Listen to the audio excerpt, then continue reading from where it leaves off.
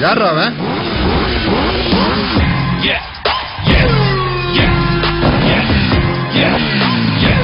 தெரிஞ்ச எதிரியோட தெரியாத எதிரிக்குதான் அல்லு அதிகமா இருக்கணும்.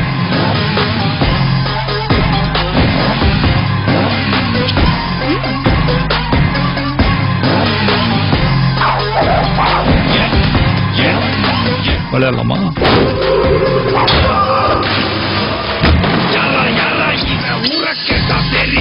இன்னைக்கு நிறைய பேர்கிட்ட இல்லாத ஒரு கெட்ட பழக்கம் என்கிட்ட இருக்குது.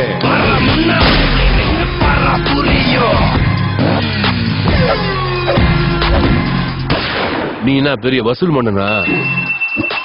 தெரியல, அப்படிதான் பேசிக்கிறாங்க.